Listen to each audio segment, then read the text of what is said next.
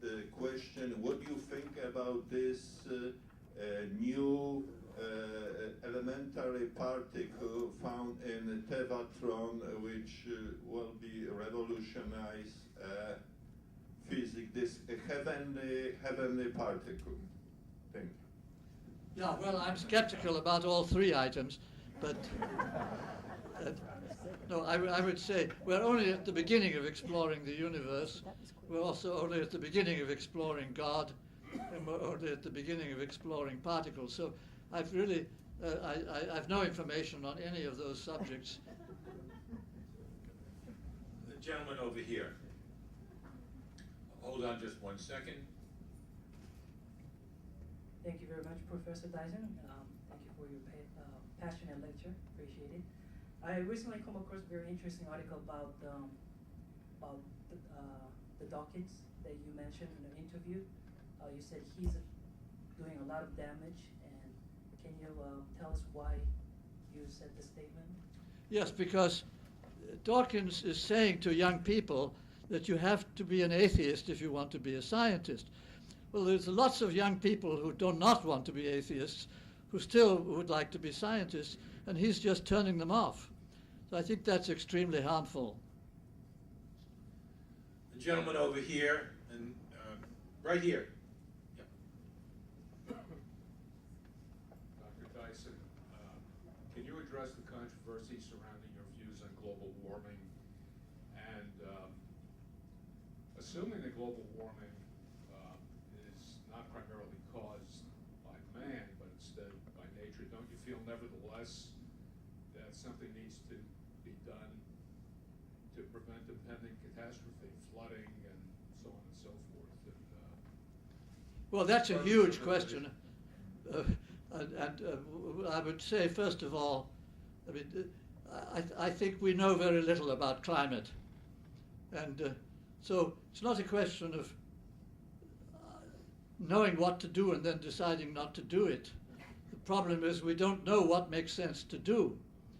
None of the remedies that have been proposed really address the problem. The remedies are based on sort of dogmas which I don't think are proved at all. And so I would say we have to learn more before deciding what makes sense. Yes. Hi, thank you so much. Hold on. Wait for the microphone just for a second. What are your thoughts about the radiation coming from Japan and how it's affecting the whole world? And is it, radiation is supposed to be in our soil and the air and the water? And do you have any thoughts on that? Are you afraid? What should we be thinking about? Yes, the answer is do not be afraid. I mean, the remarkable thing about radiation is that it's detectable in tiny, tiny, tiny amounts, so that you can detect the radiation from bomb tests 50 years ago. It's still there, and in fact, it's quite a large component of the natural background, and it's just so easily detectable.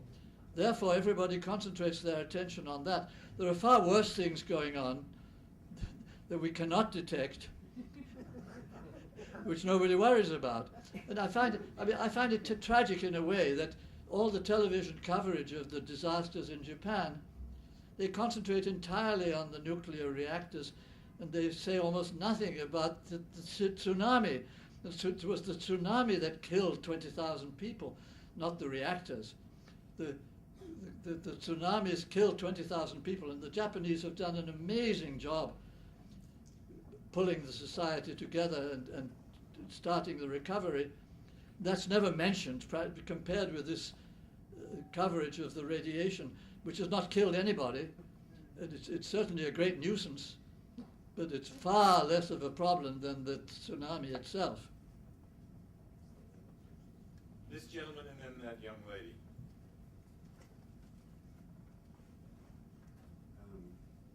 Dr. Dyson, isn't it true, by the way, that there is maternal DNA which you're overlooking in the story of your two twin grandchildren, and that differs between both each age of the twins differs between them, right?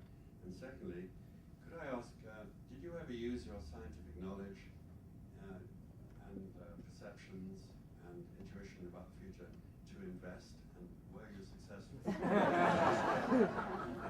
So the answer is, I invested in grandchildren,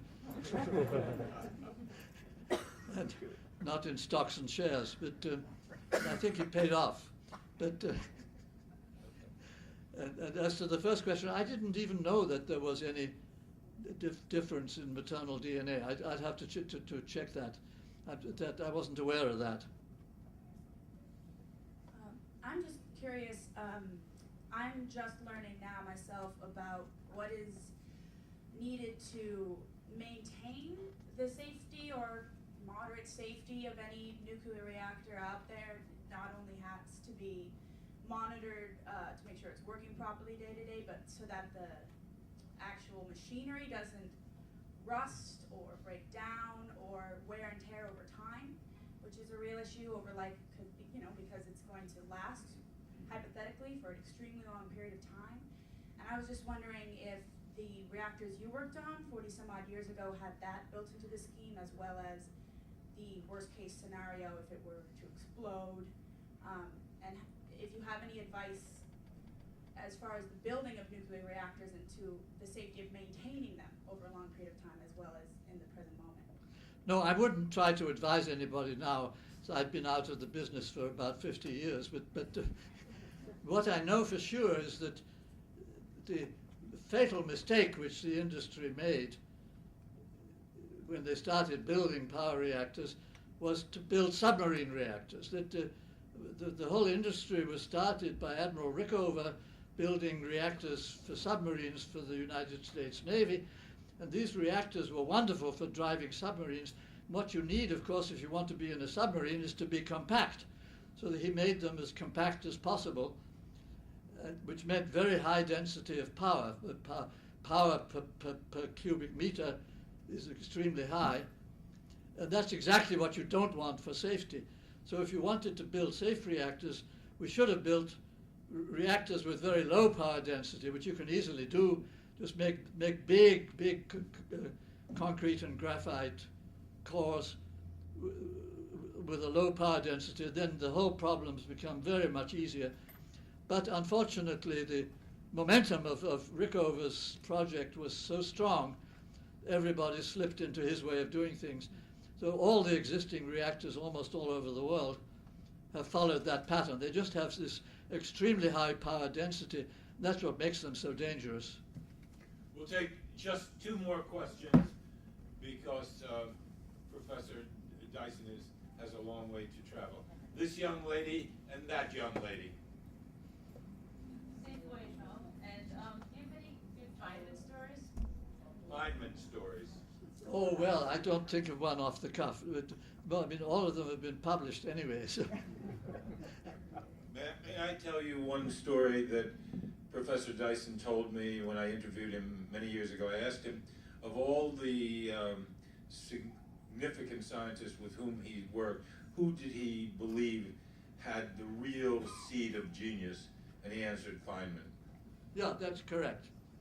But of course, he was also a great joker. But I don't think of any jokes at the moment, except for the ones which everybody's heard. And none play on you. Sorry. The other young person back there, the young lady. Professor Dyson, you mentioned earlier that the reactors built here in the U.S. are safe.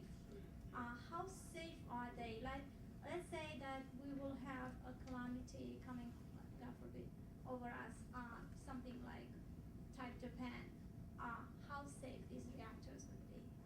Would they withstand an earthquake or a calamity of that proportion?